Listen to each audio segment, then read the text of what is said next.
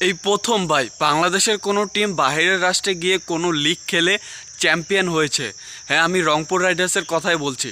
Global super লিগে কিন্তু Rangpur Riders champion হয়েছে এবং ম্যান অফ দ্য ম্যাচ কিন্তু হয়েছে সৌম্য সরকার। তিনি দুর্দান্ত একটি ইনিংস খেলেছেন, 54 বলে 86 রানের একটি অসাধারণ ইনিংস খেলেছেন এবং স্টিভেন টেইলর তিনিও কিন্তু ভালো খেলেছেন।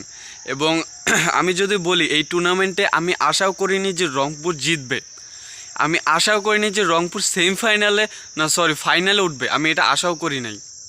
মানে ফার্স্টের দিক দিয়ে যে রংপুর 2টা ম্যাচ হারছে, ওই হারের পর আমি ভাবতে পারি নাই যে রংপুর ফাইনাল খেলবে এবং সেই ফাইনাল জিতবেও। মানে সেইটাও সম্ভব হয়েছে। ক্রিকেটে এমন একটা খেলা, আপনি বলতে পারবেন না যে পরবর্তীতে কি হবে, কি ঘটতে চলেছে পরবর্তীতে। এবং তারই মাধ্যমে কিন্তু সৌম্য সরকার কিন্তু এই টুর্নামেন্টের সর্বোচ্চ রান সংগ্রহ হয়েছে। এবং শেখ মেহেদী, বাংলাদেশের হয়ে শেখ মেহেদীও কিন্তু 8টি উইকেট পেয়েছেন এবং যদি আরেকটি উইকেট পেতেন তাহলে কিন্তু তিনিও সর্বোচ্চ রান সংগ্রাহক হতেন। এখানে কিন্তু দেখতে পাচ্ছি যে বাংলাদেশের প্লেয়ারে কিন্তু লিডে আছেন। তো যদিও আমি ভাবতে পারিনি যে রংপুর রাইডার্স এই চ্যাম্পিয়নটা হবে, এই টুর্নামেন্টটা জিততে পারবে।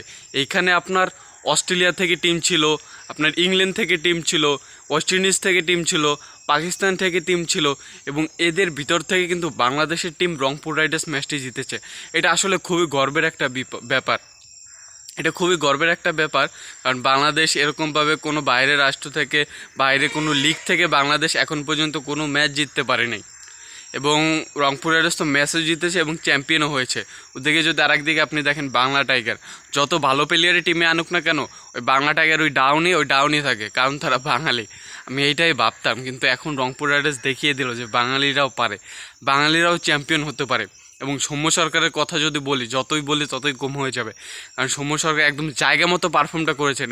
এবং এর আগের ম্যাচটাও যদি আপনি দেখেন, সেইখানেও কিন্তু সৌম্য সরকার খুবই ভালো একটা পারফর্ম করেছেন। সেখানে কিন্তু 9 ওভারে খেলা হয়েছিল এবং ডিএসএলআর মেথডে কিন্তু রংপুর রাইডার্স জিতে যায়। সেখানেও কিন্তু সৌম্য সরকার দুর্দান্ত ব্যাটিং করেছেন। আমাদের এই জিনিসটা আমার ভালো লাগছে যে যেই জায়গায় প্রয়োজন সেই জায়গায় কিন্তু সৌম্য সরকার ভালো করছেন এবং স্টিভেন টেইলর তিনিও কিন্তু ভালো করছেন। এরকম অনেক প্লেয়ার আছে শুরুর দিক দিয়ে ভালো করে কিন্তু শেষের দিক দিয়ে পারে না। কিন্তু স্টিভেন টেইলরের কথা যদি বলি, সে কিন্তু শুরুর দিক দিয়ে কোনো ভালো রান করতে পারছিল না, তিনি ব্যাটে রান পাচ্ছিল না।